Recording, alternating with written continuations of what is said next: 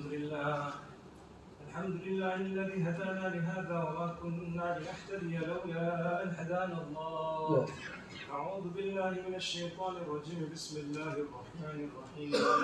قال الله تعالى في القرآن الكريم: يوم يجمع الله الرسل فيقول ماذا أجبتم قالوا لا علم لنا إنك أنت علام الغيوب. وقال الله تعالى أيضا: قال الله هذا يوم ينفع الصادقين صدقهم لهم جنات تجري من تحتها الأنهار خالدين فيها أبدا رضي الله عنهم ورضوا عنه ذلك الفوز العظيم. لله ملك السماوات والأرض وما فيهن وهو على كل شيء قدير. وقال رسول الله صلى الله عليه وسلم: كلكم راع وكلكم مسؤول عن رعيته. وقال صلى الله عليه وسلم: اللهم بارك لنا في رجب وشعبان وبلغنا رمضان. صدق الله العلي العظيم. Respected ulama ikram, fathers, my beloved brothers, Assalamu alaikum wa rahmatullahi wa barakatuh. Allah Azza wa Jal indeed has blessed us with the most beautiful and honorable favor. That is this gift of Iman. I'm not used to this. High-tech for us. Struggle, Shaykh Hamdan. Pray later, son. Shall I follow? Allah Azza wa Jal has given us something special. It's the ayat presented to you, the few ayat from Surah Ma'idah, the table, the last few ayats. First we recited the ayat regarding the day of Yawm al-Qiyamah. And all those ayats from there, you can study it in detail. I'm just giving you a very, very, very brief synopsis. In it, if there's mistakes, shortcomings, please forgive me. Allah says we will gather the Anbiya alayhi salatu wasalam first. On the day of judgment, who will be gathered first? The Anbiya alayhi salam. يَوْمَ يَجْمَعُ اللَّهُ الرُّسُلَ فَيَقُولُ مَاذَا أُجِبْتُمْ. I thought you coming to fix it. فَيَقُولُ مَاذَا أُجِبْتُمْ. What are you going to say about your command that you issued to the people that were within your fellowship, etc., your ummah? What is your response to what your people said to your command? يَوْمَ يَجْمَعُ اللَّهُ. Allah will firstly gather the Anbiya alayhi salam and ask them how they're going to respond about who? About the actions of their followers. فَيَقُولُ مَاذَا أُجِبْتُمْ قَالُوا لَا عِلْمَ لَنَا. They will respond so beautifully. We do not have complete knowledge. إِنَّكَ أَنْتَ أَلَّامُ الْغُيُوبِ. Verily, all the knowledge, hidden, apparent, ظاهرا باطنا, is only with you, Allah subhanahu wa ta'ala. So Mufassirin write beautifully why Anbiya alayhi salatu wassalam respond in such a way. Majority of the ayats in the Quran al-Kareem, when it comes to the targheeb and encouragement that Anbiya alayhi salatu wassalam give to the people, كذبت قوم نوح المرسلين إذ قال لهم أخوهم نون ألا تعقلون ألا تتقون. Why is it that you do not worship? Why is it that you not understand? Why is it that you not make more effort? In ajriya illa Allah. We ask you for nothing. Our recompense is by Allah, by Allah, by Allah. However, on this day they give no such answers. What they say? Oh Allah, you know best. In you is the knowledge of what is apparent and hidden. So beautifully Mufassirin say, compared to a situation with the father and his child that is maybe going through some difficulty, etc. Just for example, take drugs. The youngster is just going through a terrible time. Now they come in front of someone, family member or someone else, father, uncle or family member or anyone, person, a well-wisher sits with the youngster and with the father. And the well-wisher turns to the father and says, what's happening here? What does the father say? What does the father say to the uncle or the committee or whoever comes with the problem? You guys know better. I don't know how to handle this. Right or wrong? Hey, Sheikh. Yeah. I'm quite low already, man. What does the father say? Say, I don't know. Really, I don't know. You guys know better. You work in this field. You're an expert in this area. You help me with the situation. One out of humbleness, maybe a little bit out of shyness, and sometimes out of absolute desperation. Where must I now turn to? And more than all that, out of selflessness. Who's this man? This is a piece of my soul that is sitting here. This is a piece of my soul that is mixed up, man. Where must he go? Like the Anbiya alayhi salatu wassalam, each one of them.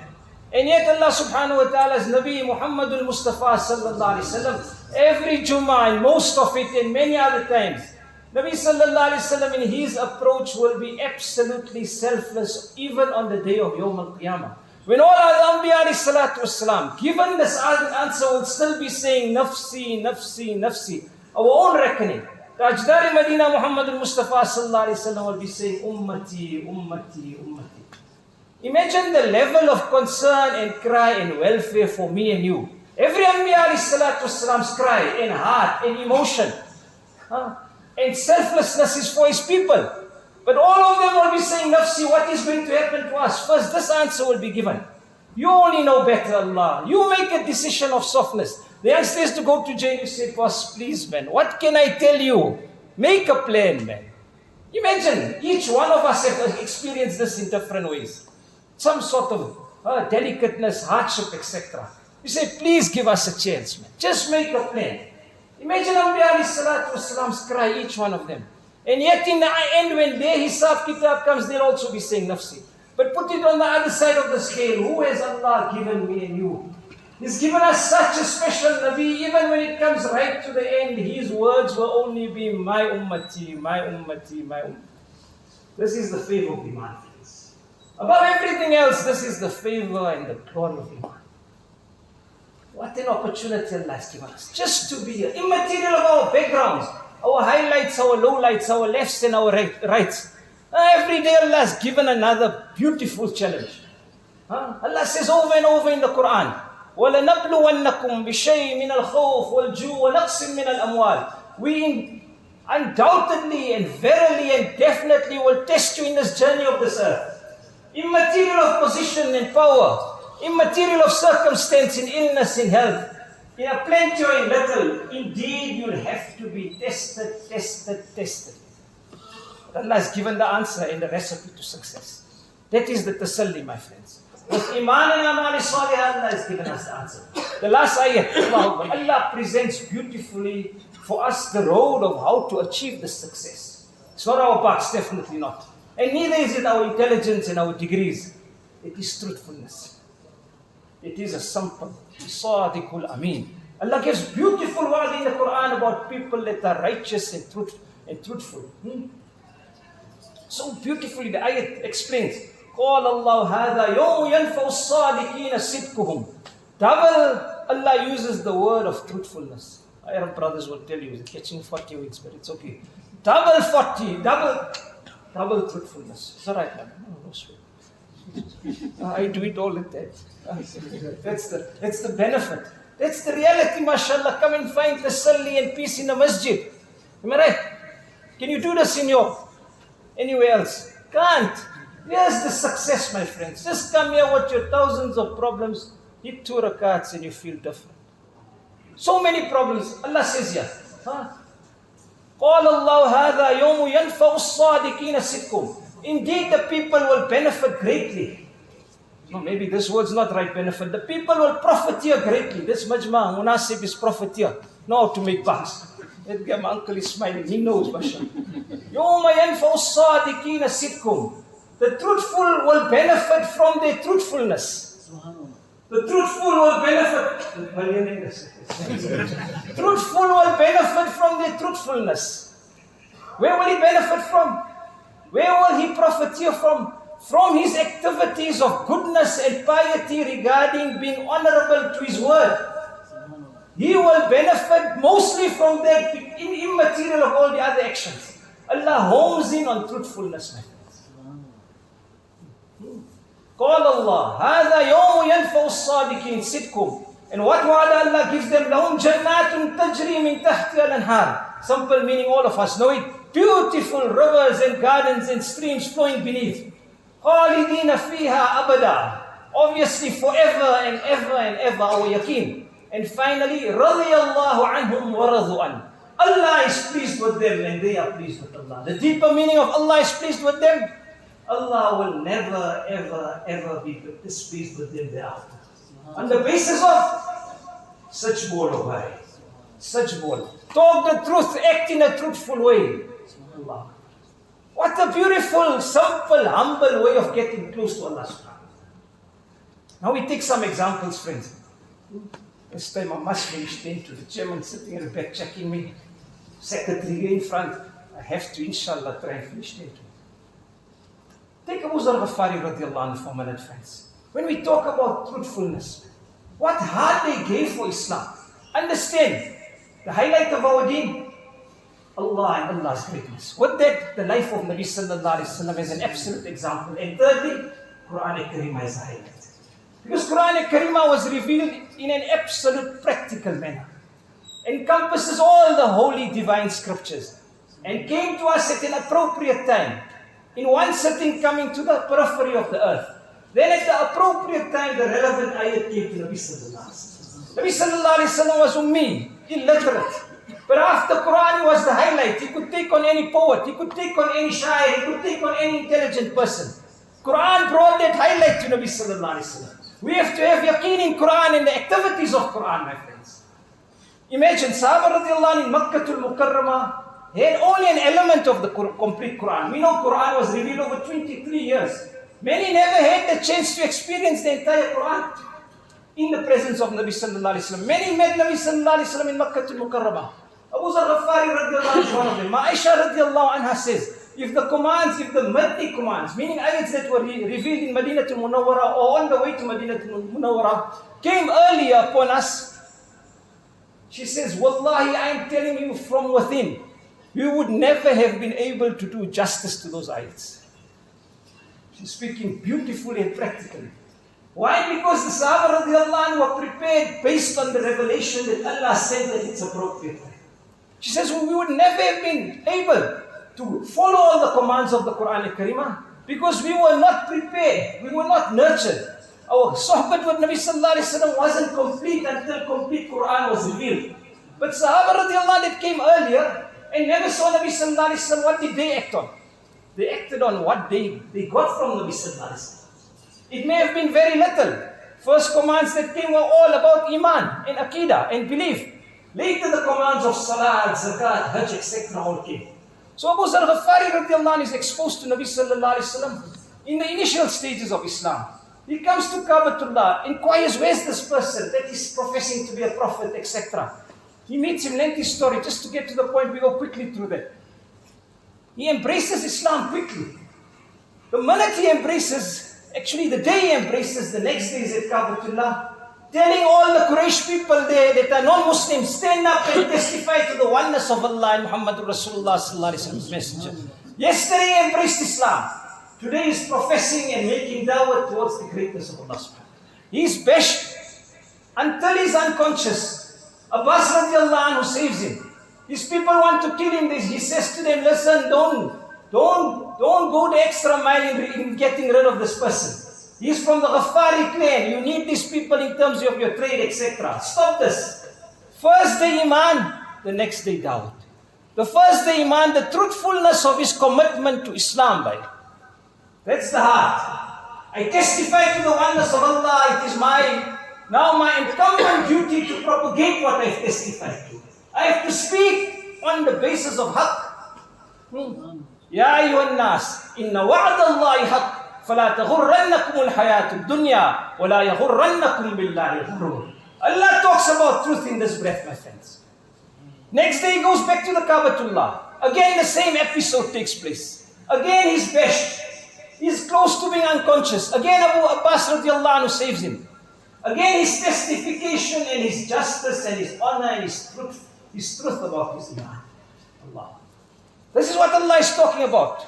What a position of Siddiqeen, Shuhada, wa Salihin, Allah says in the Quran. On the basis of truthfulness, we will be companions of who? Anbiya alayhi salatu wassalam and Sahaba radiallahu anhu ajmain. On the basis of truthfulness. What an honor, my friends. So simple.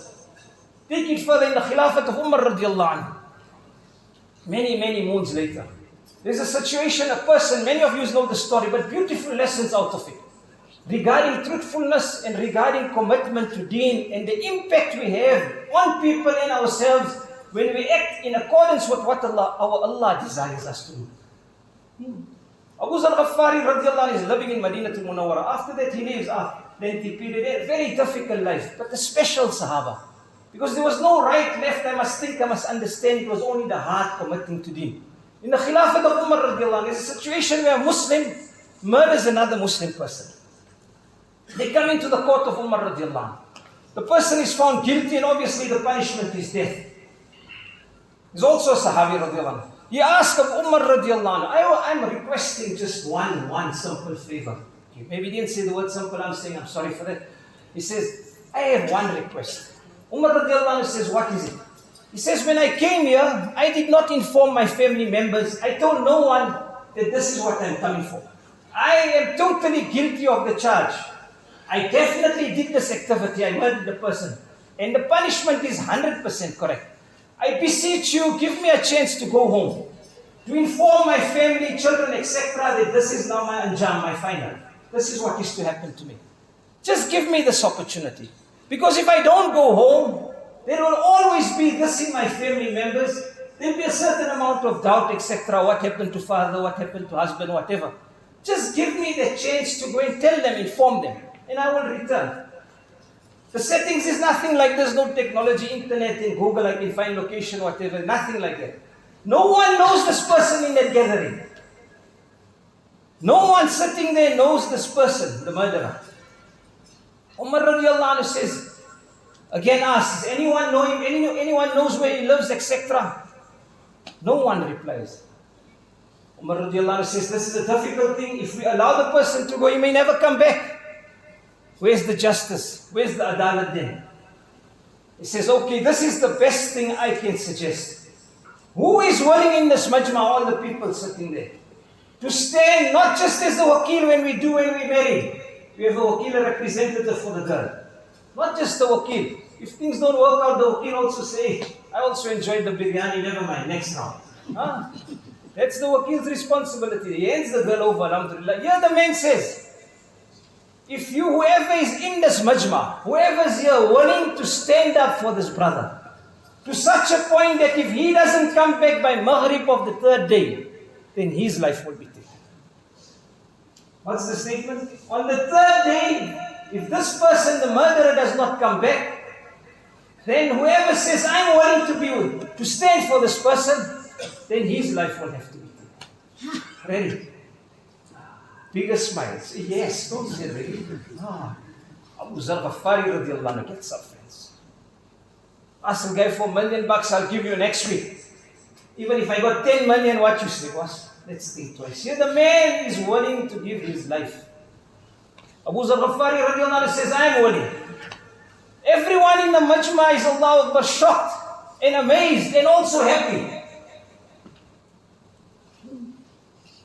On the third day, if this man does not return, Abu Zar Ghaffari radiallahu anhu's life must go. This person leaves, accompanied by no one, on the basis of truthfulness and trust. Truthfulness and trust. Person goes, forms his family, etc. Umar radiallahu anhu, the Khalif, gives the 3 days.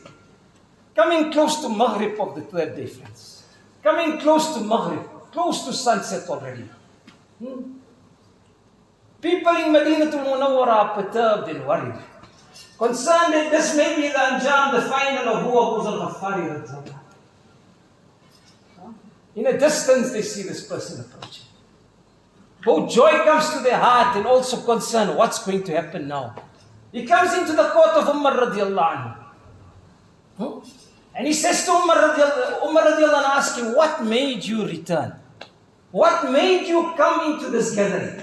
You had every opportunity of staying away. You had every opportunity. Why? No one knew where you were living. No one accompanied you to your house. It was at your leverage to do as you pleased. What made you return? He said, is it not? There's 2 answers. Is it not part of our iman to speak the truth? Sadiq Ameen. Allah says, يَوْمَ يَجْمَعُ اللَّهُ الرُّسُلَ فَيَقُولُ مَاذَا أُجِبْتُمْ. This is what Nabi sallallahu alayhi wa sallam taught us. قال الله هذا يوم ينفع الصادقين صدقهم. This status Allah is given to the people that speak the truth. His first answer. Is it not part of my aqidah as a believer to speak the truth. Umar radiallahu anhu tells to Abu Zar Ghafari radiallahu anhu. He says, "Oh Abu Zar, what made you stand in place of this man?" He says, "It is not the truth that I'm taught. One. And secondly, if I didn't do it, what impact would it have had on the Muslims to come thereafter? What impact would it have had on the Muslims to come thereafter?" Friends, Allah Akbar. What Allah has given us around making an impact on the next person. I just localize it for you quickly. Yesterday, one brother meets me, Zimbabwean brother. Just to put it into perspective, what role we play, friends. In line of being honest and truthful to Allah first. When Allah says it's time to pray, it is our haq, our duty to leave what we are doing and pray.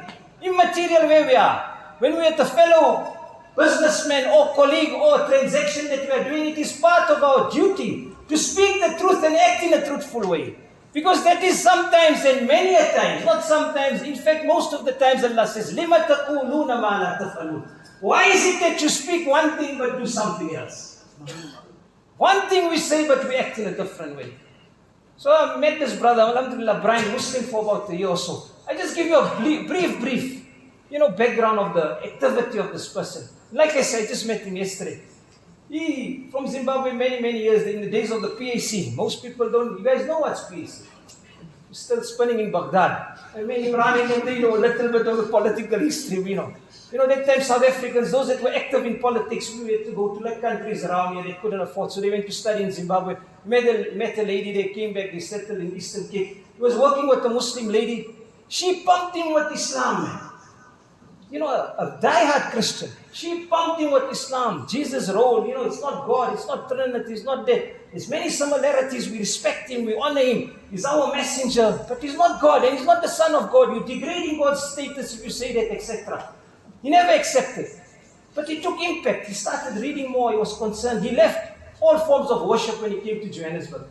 He works for a company somewhere here, some international company. He's a diesel engineer or something. So I said to him, "What made you then accept Islam?" He says, when I started working in this company, that woman made a great impact. And when I phoned her to tell I was Muslim, she was overwhelmed, too happy. He says, "But you know what was the last straw? In this company that I work in, many foreigners also come there. Foreigners for training, and many Muslims from Morocco, from other West, East, North Africa, etc. So I interact with them. The highlight is when it's Salat time, these people go and make namaz, man. Immediately Salat time, they leave everything when you make Salat. I say, if these people got that commitment to their Allah, I also must have that." And he said he met two brothers. The Lens brothers, they must feel happy. Two guys, both from Lens, Suhail and Imtiaz. He says, "I met these guys, I never found so much sweet and good akhlaq. Character, man. They were just there to support me. Not that I was Muslim, but they were there to support me and made me feel like, this is the opportunity." He says, on the strength of commitment to Salat and their good akhlaq, I embraced Islam. The lady presented everything around Islam. No one can say anything is wrong there. She did her 100% duty. But what impacts us sometimes? It's simple representation of being a believer. Just to be a believer, to be truthful to Allah.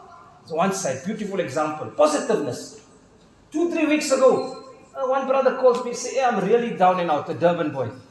Really, Christian, Hindustani boy, a Christian boy, and really down if I tell you his situation. He's walking with his wife and 3 children, 11 down. 11, the youngest one is 6, big one 11. None of them have ever been to school. One. Their life is all day in the park for over 6-7 months now, puzzling Durban, Cape Town, wherever they get a little sight of opportunity, they move. Met him there, they call me, he phoned me, I say, I'll come and check what's happening. You don't know whether it's the truth, whatever. I ask him, what's your name? He says, Zain. And his wife's name is Zuleika. I say, when you embraced Islam? This 3 weeks ago, so it was beginning of January. Just few days, we said 31st of December. 31st of December in Christians. It's like a big thing, New Year, breakthrough, whatever. The call came to me, I must be Muslim, man. I say, who read the Shahada for you? So I Google on the internet, I check how to be Muslim, whatever, I just did what I did. But I took the Shahada. I said, read La ilaha illallah Muhammadur Rasulullah. He said, I can't read the whole thing, but I can tell you there's only one God. I said, what's the role of Jesus? He said, no, he's the messenger of God like other messengers.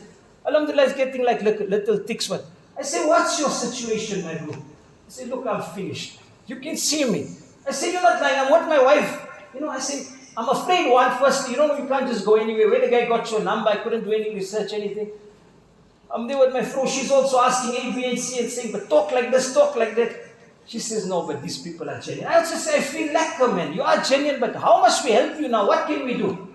He says, in the morning, if we get a place at the guest house, I collect little bucks, whoever gives me. And by 6, you have to be out of the guest house. So we puzzle in the park. Sometimes my wife take little books, try to teach the children whatever they can, finish and the day's over. So what do? I put the message on our community group. I say, here's a destitute family, difficult situation, accepted Islam. What can we do? Alhamdulillah, in no time. It was Sunday Zohar time, about 3 o'clock, not even Zohar time. By Maghrib time, we got them into a guest house, rental for the month covered, chow for the month covered, etc. Alhamdulillah. We're all happy, mashallah. Now the real test comes.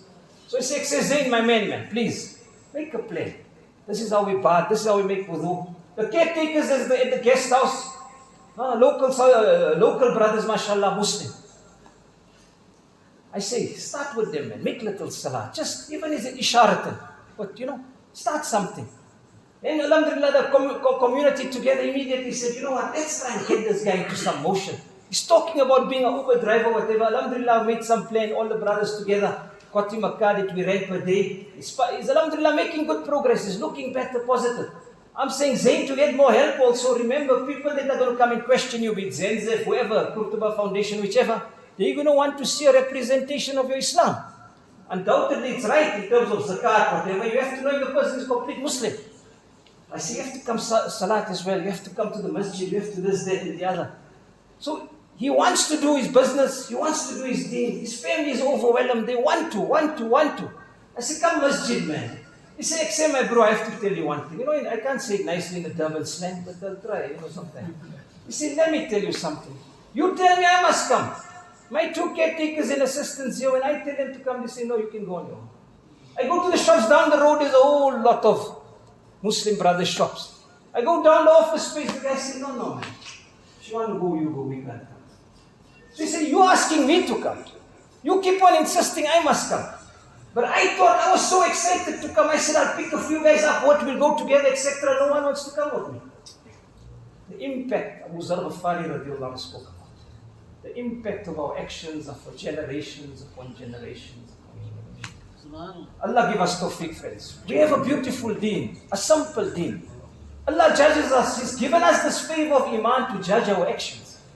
Not only upon ourselves, but on the ummahs and people. This is the final ummah, but our children, grandchildren, and many others to come. Our neighbors, men and women, and all put together. If I've left this with you and with myself, alhamdulillah, Ramadan is coming. We read the beautiful dua. Already in preparation for Ramadan. Establish truthfulness and be conscious of our actions. Because not only does our actions impact us, it has an impact on the entire nation. Allah give us tawfiq wa akhirina. Before we set our sunnah, let's fill up the masjid from the front, inshallah. So many gaps in the front here, but others can also get things, inshallah. Secondly, please let's contribute towards the masjid generously, inshallah, and all the collections, inshallah. Remember also we have lunch provided after salah, inshallah. Let's also there and contribute also towards that lunch, inshallah. Jazakumullah khair.